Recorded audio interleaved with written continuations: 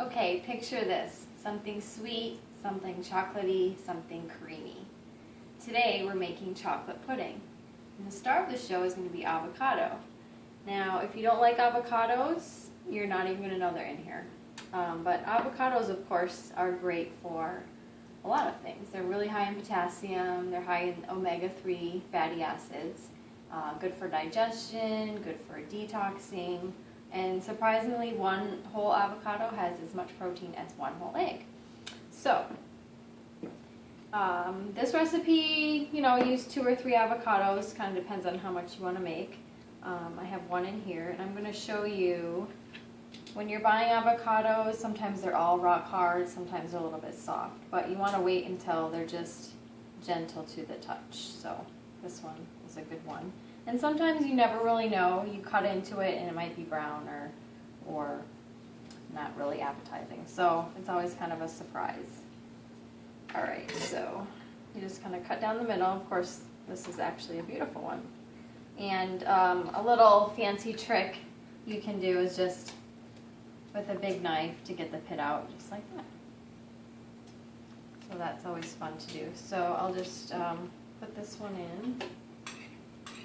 And if you haven't figured it out by now, I like to cook with pretty much all whole foods. I don't like to use processed stuff. So we'll just scoop this one out.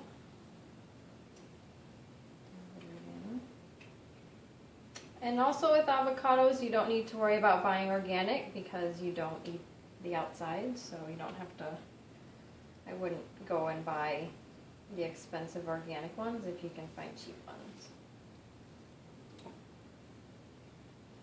All right, a little tip if you live in Arizona, places like Food City and Ranch Market have really cheap avocados. That goes in, and then for sweetness and also creaminess, this is just half a banana that I actually had frozen. And then for more sweetness, I've got some dates here soaking in some water. And with dates, of course, use the unpitted or take the pits out. And then this is just, the water just helps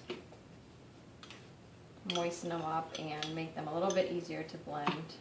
And we're going to use some of this water as well.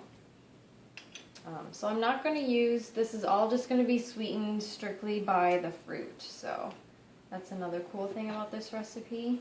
Of course, you could use things like honey, maple syrup, all that stuff.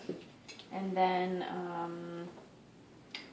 also the star of the show is going to be cacao, which is basically chocolate. This is raw cacao powder.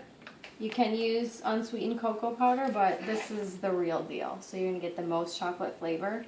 And as you know, from some of the stuff I told you, that this is really high in magnesium, which is great for your bones. So if you're worried about your bone health without dairy, this is a good recipe. And then just for some great flavor, we've got pure vanilla. So about a teaspoon. You can add as much or as little as you want. I'm going to start with a little bit of water, and we'll kind of adjust according to the consistency. I do like to use a food processor for this, just because it's really easy to scoop out. So we'll just give it a go. Guess it helps if you plug it in. Okay.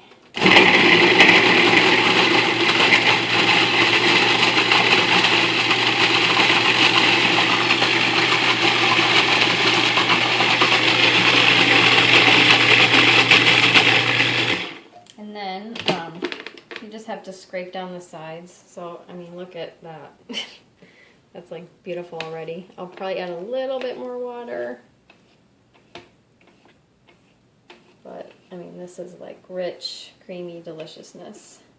You can freeze this. You can freeze it in like little like the little pops to make like your homemade fudgesicle. It's delicious. And you just want to make sure that it's all blended so you don't see any of the green.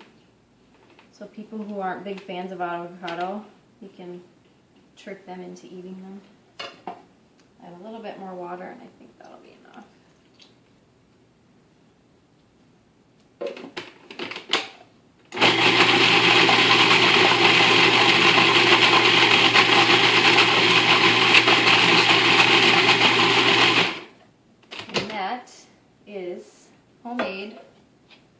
chocolate pudding deliciousness.